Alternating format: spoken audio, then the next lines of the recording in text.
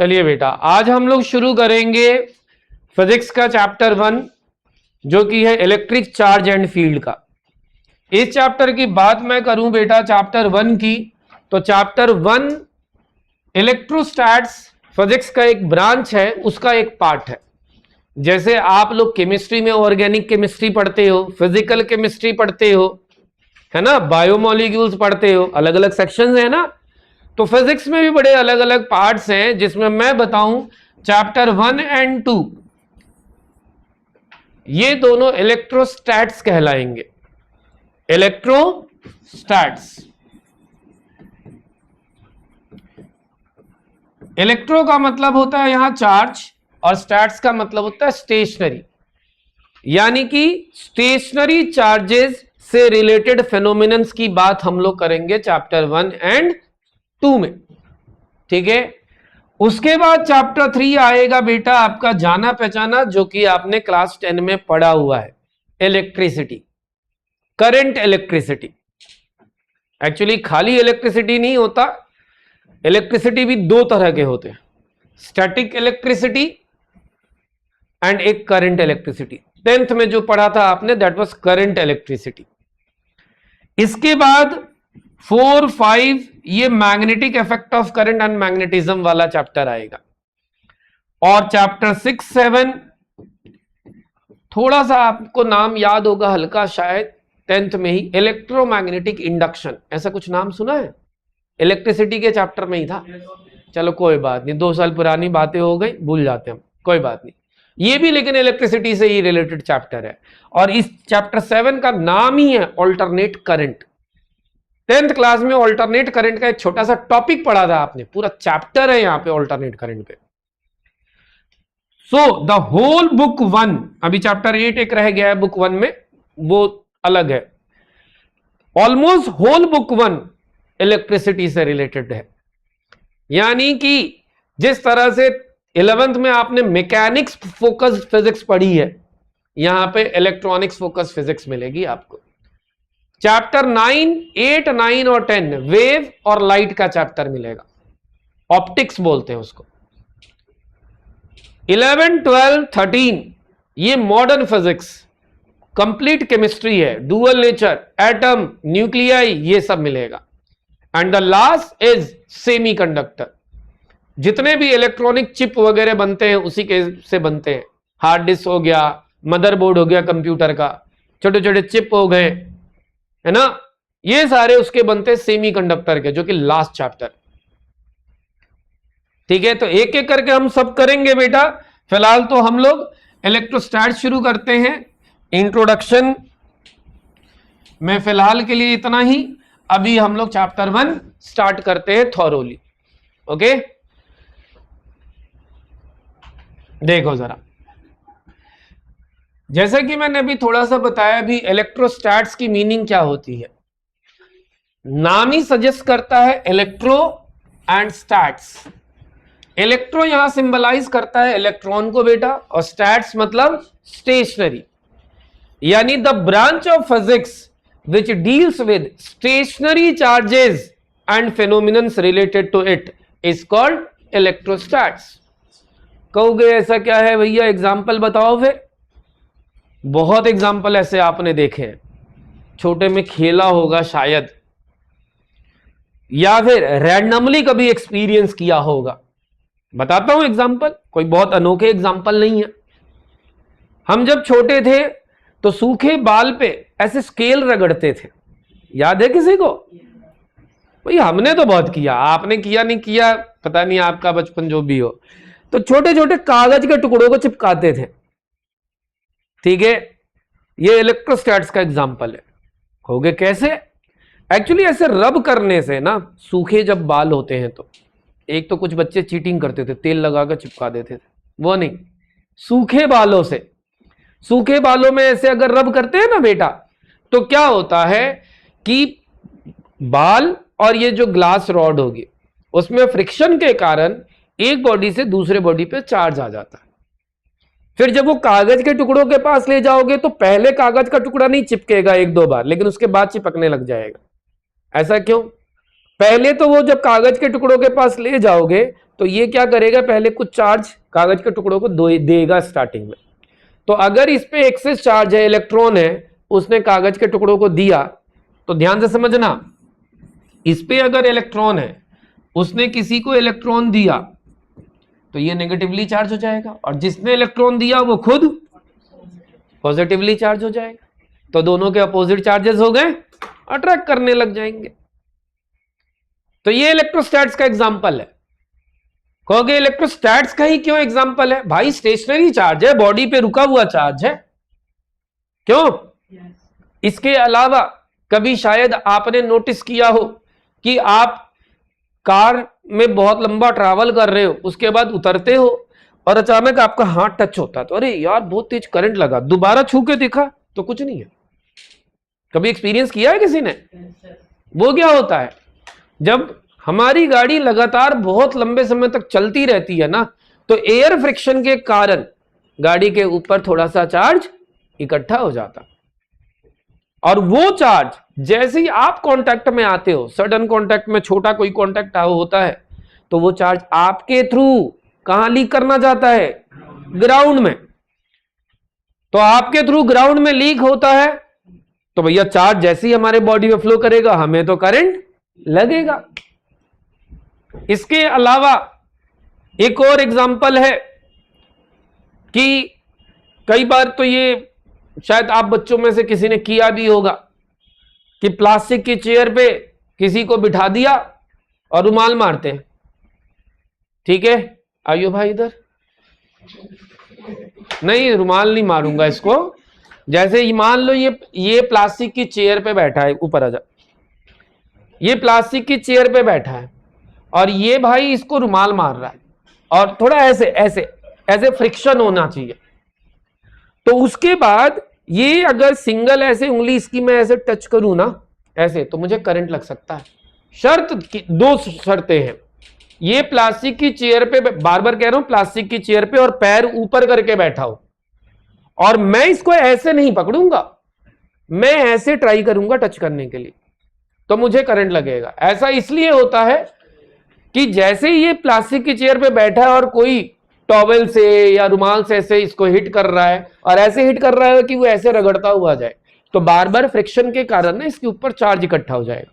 और जैसे मैं उसको ऐसे टच करूंगा, तो स्मॉल कांटेक्ट होने के कारण जैसे ही वो चार्ज मेरे में ट्रांसफर होगा, एक स्पार्क फील करेंगे हम। ये चीज अगर आपने किया नहीं तो शायद आपको मानना थोड़ा अटपटा लगेगा, बट एक और एग्जांपल देता हूं।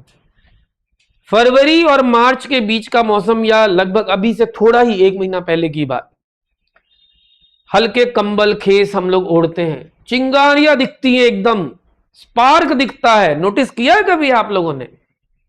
या सिल्क के कपड़े होते हैं, आप उतारते वक्त, पहनते वक्त नहीं, क्योंकि पहनते वक्त तो आपने अलमारी से निकाला, पहन लिया भैया। आपने दिन भर पहना हुआ है, फ्रिक्शन हुआ है, जब ऐसे निकाल रहे हो तो कई बार करंट का झटका भी लगता है। मजाक नहीं है, लिटरल ये फील किया होगा आप लोगों ने। क्यों भाई? नहीं, सिल्क के कपड़े लड़कियां ज्यादा पहनती हैं, आप लोगों ने ज्यादा एक्सपीरियंस किया होगा। लड़के कंबल तो ओढ़ते हो भाई। सर्दियों से गर्मियों का वक्त जब आ रहा होता है, तो इस बीच में कंबल ओढ़ते हैं, शॉल यूज करते हैं, तो कई बार उसमें भी ये स्पार्क फील करते हैं। ये सारे के सारे बेटा स्टेशनरी चार्जेस के एक्युमुलेशन के कारण इलेक्ट्रोस्टैटिक इफेक्ट है, और इसके कारण जो इलेक्ट्रिक शॉक आप फील कर रहे हो, that is called static electricity. इसको स्टैटिक इलेक्ट्रिसिटी क्यों कहते हैं? स्टेशनरी चार्जेस के एक्युमुलेशन के कारण ये इलेक्ट्रिसिटी डेवलप होती है। और एक होता है करंट इलेक्ट्रिसिटी, जो कि आप पढ़ोगे 3rd चैप्टर में। कहोगे ये क्या होता है करंट इलेक्ट्रिसिटी? देखो, इलेक्ट्रिसिटी भी 2 तरह के होते हैं। एक तो मैंने कहा स्टेशनरी चार्जेस के कारण, और एक फ्लोइंग चार्जेस के कारण, जो कि आपने 10th में पढ़ा था कि rate of flow of charge is called electric current. ध्यान है? क्योंकि क्या होता है कि वायर में चार्ज फ्लो करते हैं, कॉन्टिन्यूअस फ्लो करते हैं, क्योंकि इलेक्ट्रिक सर्किट होता है। कहा भी गया था इलेक्ट्रिक सर्किट क्या है? Close and continuous pathway of electric current, है ना भाई। चार्जेस का क्लोज एंड कॉन्टिन्यूअस पाथ, तो उसमें लगातार चार्ज फ्लो करता रहता है, तो that's why that was current electricity. लेकिन हमें जो इस चैप्टर में पढ़ना है वो क्या पढ़ना है अभी, स्टैटिक इलेक्ट्रिसिटी। क्योंकि क्यों पढ़ रहे हैं सर, क्या यूज है फिजिक्स में? भाई बहुत इंजीनियरिंग में इसका यूज होता है। कहोगे ऐसा क्या है? अब तो खैर हमारे दिल्ली में इलेक्ट्रिक बसेस आ गई, इससे पहले कौन सी बसें थी, सीएनजी बसेस। कभी किसी ने नोटिस किया है कि उन सीएनजी बसेस में, जैसे ये बस है भैया, इधर ड्राइवर साइड है ना, तो कभी पीछे के साइड से आपने ऑब्जर्व किया हो तो ऐसे लोहे की एक चेन, ऐसे कभी किसी ने नोटिस किया है? चलो किसी ने किया होगा, किसी ने नहीं किया होगा, कोई बात नहीं, लेकिन होती है बेटा। जब नई बस आती है ना तो उसमें पीछे की साइड में ऐसा लगा होता है। अब वो क्यों लगा होता है?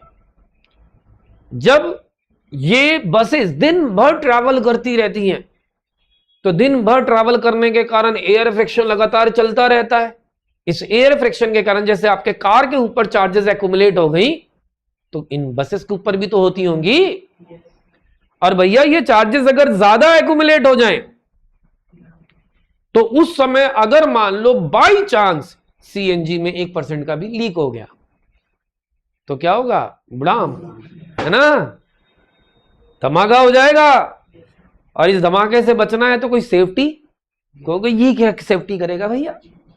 तो लोहे की है ये जंजीर जो जमीन को टच करती हुई चलती है।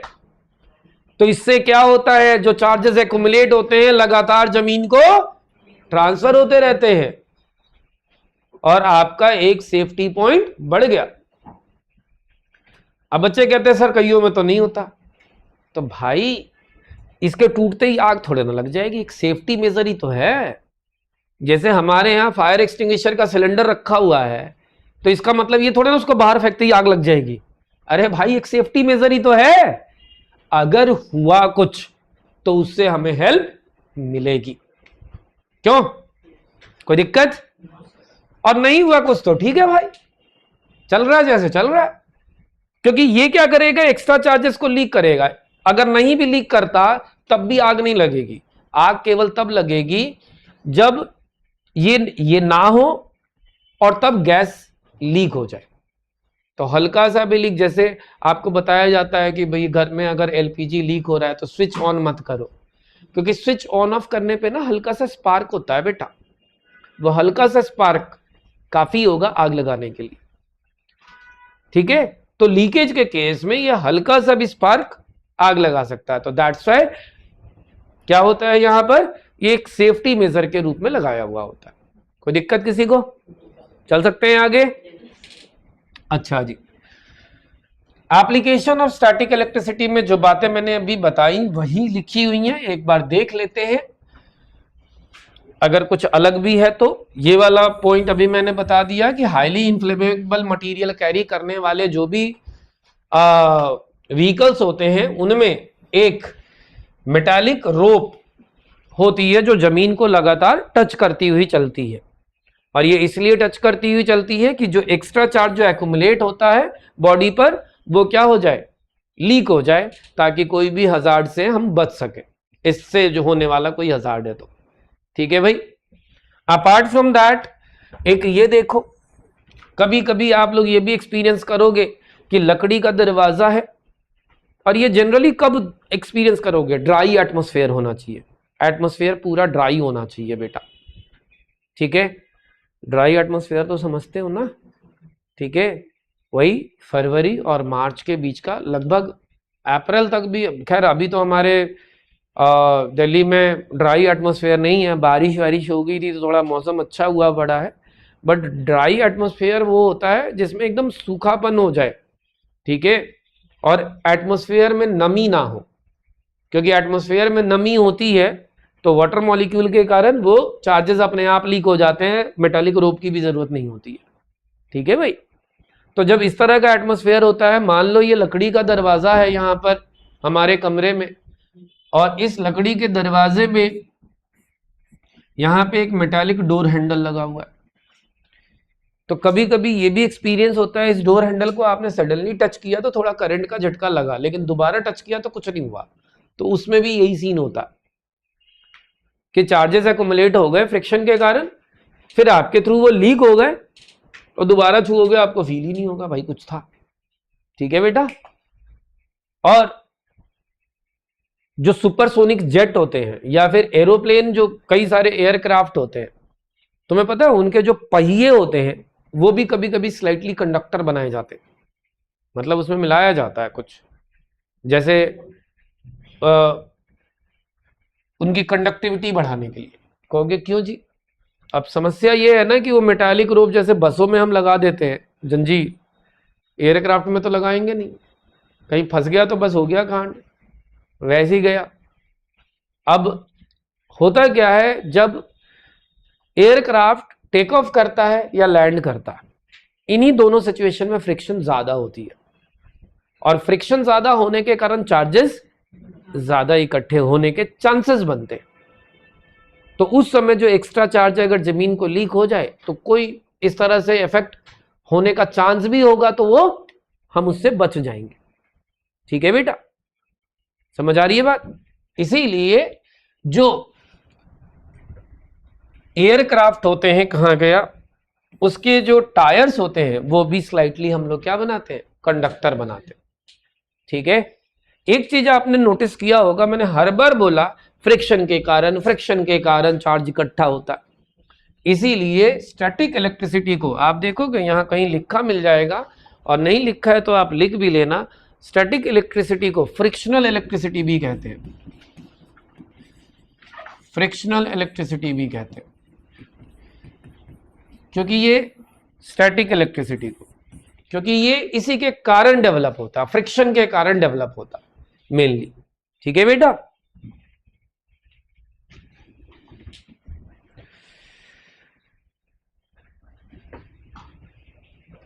समझ आ गई ये बातें? कोई दिक्कत तो नहीं है? नेक्स्ट टॉपिक है हमारे पास चार्ज। अब यहां तो डेफिनेशन लिखी हुई है, लेकिन डेफिनेशन पढ़े बगैर आपको पहले से पता है कुछ कि चार्ज क्या होता है? What is charge? क्या होता है बेटा? सॉरी, ठीक है, नेगेटिव पॉजिटिव होता है, लेकिन क्या है, कोई चीज है क्या चार्ज? प्रॉपर्टी है, किसी भी मटेरियल की प्रॉपर्टी है जिसके कारण वो इलेक्ट्रिक या मैग्नेटिक फील्ड एक्सपीरियंस करता या उसके इन्फ्लुएंस को एक्सपीरियंस करता। ठीक है। चार्ज किसी भी मटेरियल की प्रॉपर्टी है जिसके कारण वो क्या एक्सपीरियंस करता है, इलेक्ट्रिकल और मैग्नेटिक इफेक्ट।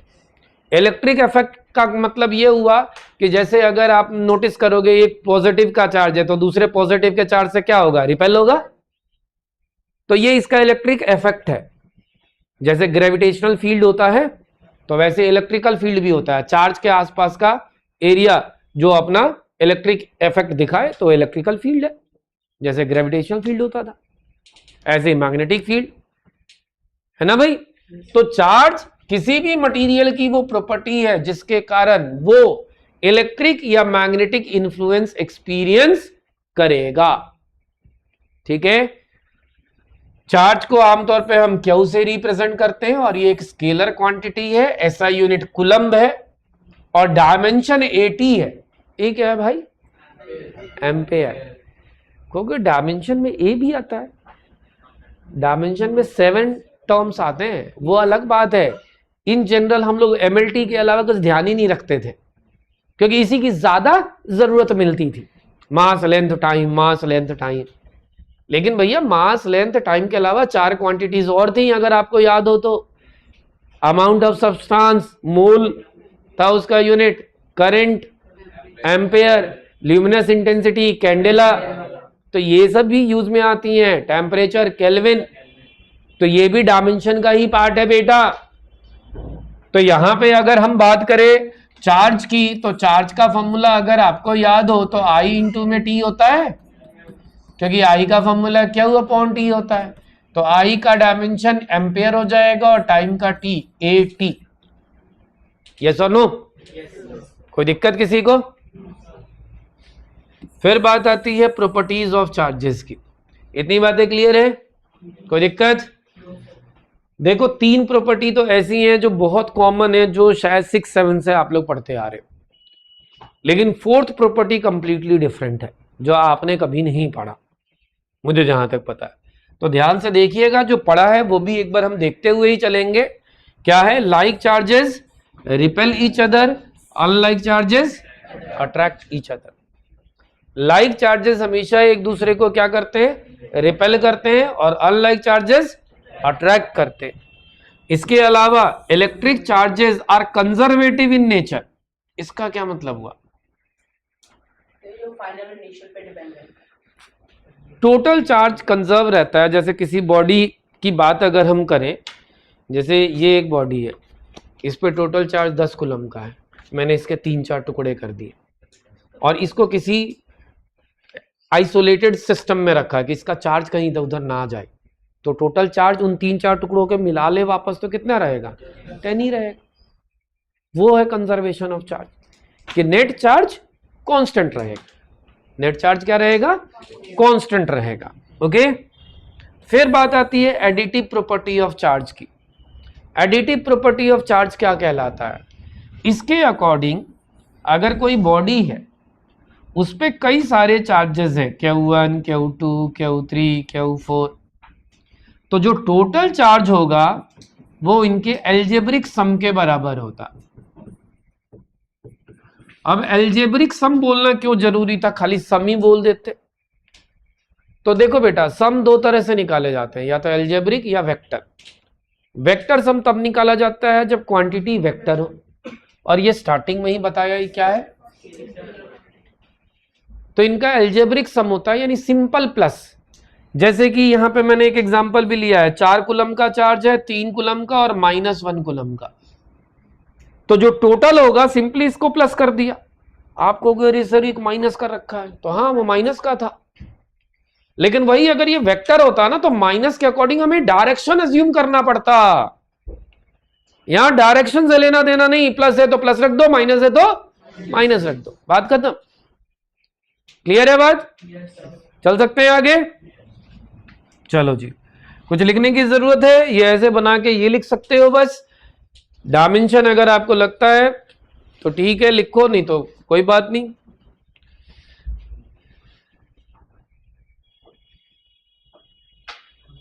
नोट्स को पूरा भरा करो, जहां पे जो जरूरत लगे वो लिखा करो, ठीक है? हाँ,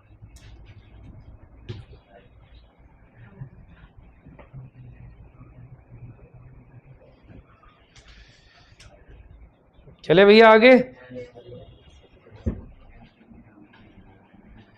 देखो, लास्ट प्रॉपर्टी है प्रॉपर्टी ऑफ क्वांटाइजेशन, और इसमें मैंने पूरा पेज छोड़ रखा है क्योंकि ये मेरे को यहां पे समझाना है। आपके पास तो थोड़ी सी जगह है, वहीं लिखना होगा, कोई बात नहीं। देखिए क्या कहलाता है प्रॉपर्टी ऑफ क्वांटाइजेशन। ये कहा जाता है कि इस दुनिया का सबसे छोटा चार्ज कौन है? Charge on electron. इलेक्ट्रॉन पे जो चार्ज होता है ना, इस दुनिया का सबसे छोटा चार्ज अज्यूम किया जाता है। इसका ये मतलब हुआ उससे और छोटे चार्जेस एग्जिस्ट नहीं करता। तो अगर ये दुनिया का सबसे छोटा चार्ज है तो यानी आधा इलेक्ट्रॉन एग्जिस्ट नहीं करेगा। जब भी कोई चार्ज एग्जिस्ट करेगा तो इस इलेक्ट्रॉन के चार्ज का मल्टीपल टाइम होगा। भाई 2 टाइम ऑफ इलेक्ट्रॉन होगा, 3 टाइम ऑफ इलेक्ट्रॉन होगा, 4 टाइम हो सकता है, 15 टाइम हो सकता है, 1.5 टाइम नहीं हो सकता, 1.5 टाइम नहीं हो सकता। यस और नो? क्यों नहीं हो सकता? क्योंकि वो सबसे छोटा चार्ज है, उसका फ्रैक्शन तो पॉसिबल ही नहीं है। तो यही बात यहां कही गई है कि एवरी माइक्रोस्कोपिक चार्ज, अच्छा ये छोटे चार्जेस पे ये बात एप्लीकेबल होती है, every microscopic charge is always an integral multiple of smallest unit of charge। ठीक है, जितने भी चार्जेस हैं इस दुनिया में, ठीक है, वे सारे के सारे सबसे छोटे चार्ज के हमेशा मल्टीपल के फॉर्म में होते हैं, और वो सबसे छोटा चार्ज कौन है? इलेक्ट्रॉन। इसीलिए हर microscopic charge plus minus n time the charge on electron होता है। प्लस माइनस इसलिए लगाया कि चार्ज पॉजिटिव भी हो सकता है और नेगेटिव भी। तो Q जो होगा हमेशा प्लस माइनस n ही होगा, where n is some integer. यह हमेशा इंटीजर होना चाहिए, ठीक है, क्योंकि अगर ये इंटीजर नहीं हुआ तो आप कहोगे फिर फ्रैक्शन में हो जाएगा 1.5 टाइम। एग्जाम्पल देख लो इसके। एग्जाम्पल अगर मैं लूं, जैसे कि अगर मान लो आपको एक चार्ज दिया गया 3.2 इंटू 10⁻⁻19 कूलम, और आपसे कहा जाए कि चेक करो कि ये एग्जिस्ट करता है क्या। कहोगे अरे दिया हुआ है तो एग्जिस्ट तो करेगा ही नहीं। आपको ये चेक करना पड़ेगा इस फॉर्मूले के अकॉर्डिंग। n की वैल्यू निकालिए Q/E, और ये n जो होगा ना होल नंबर आना चाहिए, इंटीजर आना चाहिए। अगर इंटीजर नहीं आता, मान लो आ गया 1.5, तो भाई 1.5 इलेक्ट्रॉन कैसे एग्जिस्ट करेंगे, है ना। तो आपको ये चेक करना पड़ेगा। तो Q क्या दिया हुआ है 3.2 इंटू 10⁻⁻19, और ये 1.6 इंटू 10⁻⁻19। तो अब इसको अगर कैंसिल कर दो तो ये क्या आ गया 2 आ गया, और ये 2 इंटीजर है ना भाई। तो ये एग्जिस्ट करेगा। क्या वो एग्जिस्ट? कहोगे कब एग्जिस्ट नहीं करेगा, अभी बताता हूं। अगर यही क्वेश्चन होता कि Q जो है 1.8 इंटू 10⁻⁻19 कूलम है, 1.8 है बेटा, ठीक है। तो अब n की वैल्यू हम निकालते हैं Q/E। Q की वैल्यू 3.2 इंटू 10⁻⁻19, और ये 1.8 इंटू 10⁻⁻19, ठीक है। अच्छा सॉरी यार, मैंने 1.6 है ना। ये तो कैंसल हो गए, 18/16 बचा, 2 9 जा 2 8 जा, तो ये 1.1 बन रहा है, जो कि एक इंटीजर नहीं है। तो ये एग्जिस्ट नहीं करता, डज नॉट एग्जिस्ट।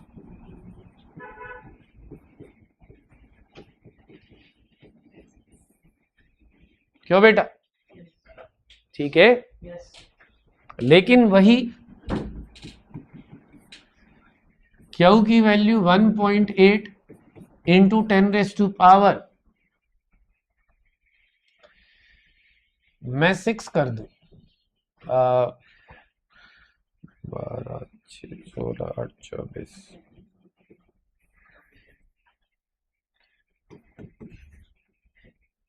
और अब आपसे पूछा जाए क्या ये एग्जिस्ट करता है, तो आपको चेक करने की जरूरत ही नहीं है। कहोगे क्यों?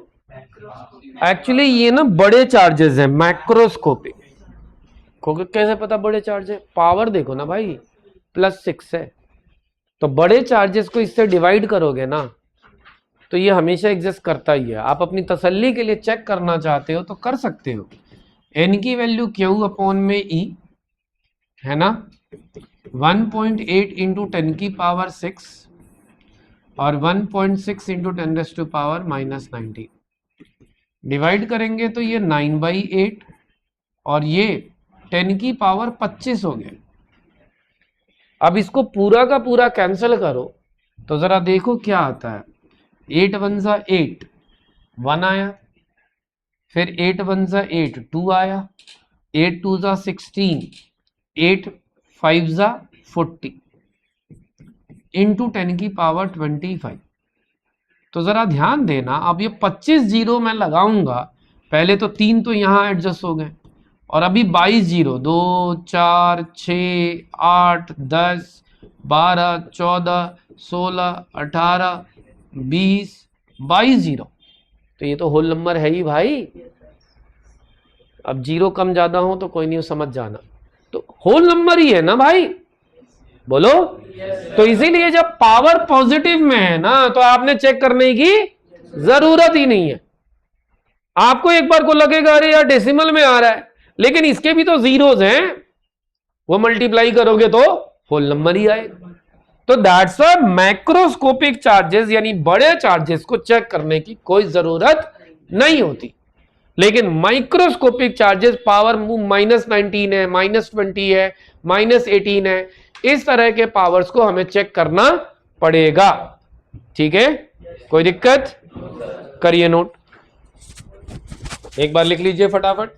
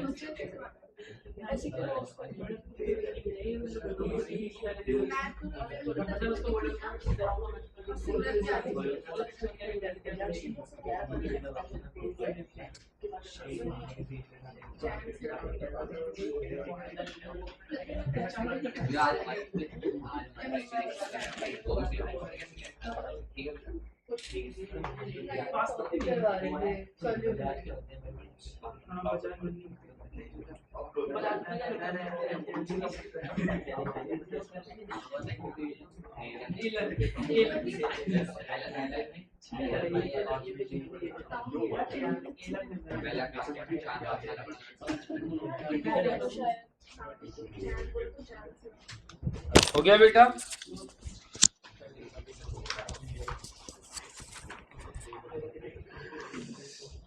चले आगे,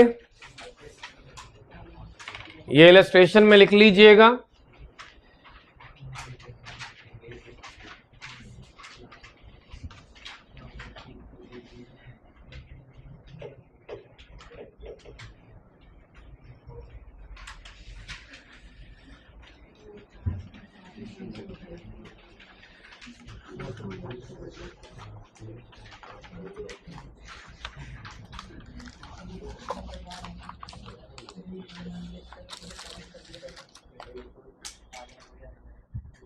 डबल ए होता है, कोई नहीं बेटा, कोई नहीं।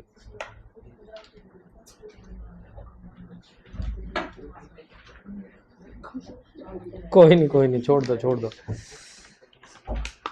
सबको बता देना अपना नाम और फिर साइन करना है, आगे बताते जाना।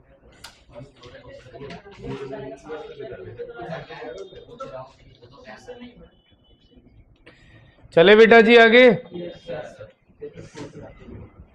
चलिए अब देखो कुछ इंपॉर्टेंट फैक्ट्स हैं चार्ज के बारे में, जरा आप इनको सुनिएगा, ध्यान दीजिएगा बेटा। Charge is always associated with mass, ये बड़ी इंपॉर्टेंट बात है। एग्जाम में कभी एक नंबर का छोटा सा सवाल आ जाता है, हम इतना पढ़ते हैं, बहुत पढ़ते हैं कि छोटी छोटी बातों पे तो ध्यान ही नहीं जाता, और एक नंबर में यही हो जाता है ना भाई। एक नंबर में ऐसी ऐसी बातें आ जाती है, अरे यार कहाँ था ये, है ना। हर बात पढ़ाई नहीं जाती, कुछ थोड़ा सा आपको भी एक्सप्लोर करना पड़ता है, लेकिन कोशिश करिए मैंने छोटी छोटी बातें भी लिस्ट कर दूं। आप मुझे एक बात बताओ, छोड़ो यहाँ क्या लिखा हुआ है, आप वैसे एक बात बताओ कि अगर दो बॉडी को ऐसे रब किया गया, मैंने कहा तो इधर से चार्ज इधर चला गया, तो इस बॉडी से अगर मान लो इस बॉडी पे चार्ज जा रहा है, इलेक्ट्रॉन अगर मान लो ऐसे रब करने से इधर चला गया, ये बॉडी ए और बॉडी बी, तो इनके मास में कुछ चेंजेस आएंगे क्या? किसका मास बढ़ेगा, किसका कम होगा? ऑब्वियस सी बात है, कुछ दिया है तो उसका मास बढ़ेगा, चाहे जरा सा ही बढ़े, इलेक्ट्रॉन तो बहुत छोटी बॉडी है, बहुत छोटा पार्टिकल है, लेकिन कुछ तो है ही। तो वही कहा गया है charge is always associated with mass, यानी जो इलेक्ट्रॉन ट्रांसफर होता है उसका मास होता है, इसलिए वो जिस बॉडी पर जाएगा उसका मास बढ़ाएगा और खुद का मास घटाएगा इधर। ठीक है, पहली बार एग्जाम में एक बार आ गया था ऐसे 1 नंबर में ना, कि ऐसे रब किया उसका मास बढ़ेगा कि नहीं, तो इन जनरल बच्चों ने सोचा बहुत कम होता है यार, छोड़ना, इग्नोर करने की आदत डलवाई थी 11th में, तो ये भी इग्नोर मार दिया, ऐसे नहीं होगा। ठीक है, फिर इनवेरिएंस ऑफ चार्ज, इसका क्या मतलब हुआ कि the numerical value of charge does not change with velocity. मतलब अगर इस बॉडी पे कुछ चार्ज है तो इसकी वेलोसिटी कितनी भी बढ़ जाए, इसमें चार्जेस में चेंजेस, चार्ज उतना ही रहेगा, कोई दिक्कत, चार्ज बॉडी पर उतना ही रहेगा, यानी कि बॉडी की वेलोसिटी कम ज्यादा होने से चार्ज में बदलाव नहीं आता।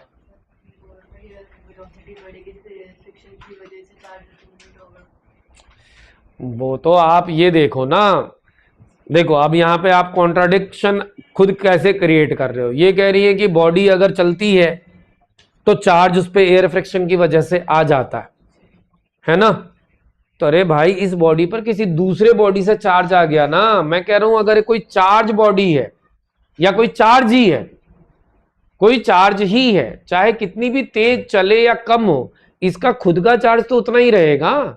अगर मान लो कि कहीं और से कोई चार्ज वार्ज नहीं आ रहा तो इसका मास बढ़ जाएगा क्या, चार्ज बढ़ जाएगा क्या, ये बात मैं कह रहा हूं। ठीक है, दूसरी बात, production of electric and magnetic field. अब यहां पे ये दो बातें हैं, जरा ये ध्यान देना। चार्जेस जो होते हैं ना, इलेक्ट्रिक फील्ड प्रोड्यूस कर सकते हैं या मैग्नेटिक फील्ड प्रोड्यूस कर सकते हैं। कहोगे कैसे? एक चार्ज है, मान लो पॉजिटिव चार्ज है, तो दूसरे ये अपने चारों ओर इलेक्ट्रिक फील्ड डेवलप करता है, क्योंकि इलेक्ट्रिक फील्ड बेसिकली होता क्या है, चार्ज के चारों ओर का स्पेस जहां तक इसका इलेक्ट्रिक इफेक्ट फील करे कोई दूसरा चार्ज, तो भाई ये पॉजिटिव वाला नेगेटिव वाले को तो अट्रैक्ट करेगा ही। तो एक चार्ज जो होता है स्टेशनरी चार्ज, वो हमेशा इलेक्ट्रिक फील्ड डेवलप करता है, और मूविंग चार्ज मैग्नेटिक फील्ड और इलेक्ट्रिक फील्ड दोनों डेवलप करता है। कहोगे क्यों? जो मूविंग चार्ज है, तो चार्ज है तो इलेक्ट्रिक फील्ड तो डेवलप होगा ही होगा, क्योंकि वो दूसरे को अट्रैक्ट या रिपेल करेगा। मैग्नेटिक फील्ड कैसे डेवलप करता है? क्योंकि मूविंग चार्ज का मतलब क्या होता है बेटा, इलेक्ट्रिक करंट। और 10th क्लास में आपने पढ़ा था, याद है नहीं याद है कोई फर्क नहीं पड़ता, मैं बता रहा हूं कि करंट कैरिंग कंडक्टर के आसपास मैग्नेटिक फील्ड डेवलप होता है। HC और स्टड का एक्सपेरिमेंट था, पहला ही टॉपिक था मैग्नेटिक इफेक्ट ऑफ करंट में। ठीक है, कि कोई करंट कैरिंग कंडक्टर है तो उसके आसपास अगर कोई कंपास रखो तो ऐसे डिफ्लेक्शन एक्सपीरियंस करता है, याद है? yes, sir. यानी कि एक करंट कैरिंग कंडक्टर के आसपास मैग्नेटिक फील्ड डेवलप होती है। ठीक है, ये चीज आप चैप्टर 4 में डिटेल में पढ़ोगे, अभी तो बस एक लाइन में ऐसे याद रखो कि फ्लोइंग चार्ज जो होता है इलेक्ट्रिक, एक्सेलरेटेड चार्ज यानी फ्लोइंग चार्ज मैग्नेटिक फील्ड और इलेक्ट्रिक फील्ड दोनों डेवलप करता है, जबकि स्टेशनरी चार्ज केवल इलेक्ट्रिक फील्ड डेवलप करता है। ठीक है, इसमें ज्यादा कुछ लिखने की जरूरत नहीं है, बस अंडरस्टैंडिंग की बात थी। अब बात आती है मेथड्स ऑफ चार्जिंग। अलग अलग बॉडी को ना चार्ज करने के तरीके होते हैं। जैसे अगर ये बॉडी है, एक तो मैंने कहा फ्रिक्शन से चार्ज आ जाता है इसके ऊपर। कई बार कुछ बॉडीज होती हैं उनको चार्ज करने के और भी कुछ तरीके होते हैं। एक फ्रिक्शन तो होता ही है, एक इंडक्शन का मेथड है, एक कंडक्शन का मेथड है। तो बॉडी को चार्ज करने के तरीके ये हम नेक्स्ट क्लास में पढ़ेंगे। ठीक है, थोड़ी सी और थ्योरी है बेटा, थोड़ी सी और थ्योरी है 1-2 पेज की, उसके बाद पूरा फिर मैथमेटिकल पार्ट शुरू हो जाएगा। ठीक है, तो आज इतना ही कीजिए, बाकी हम नेक्स्ट क्लास में करते हैं।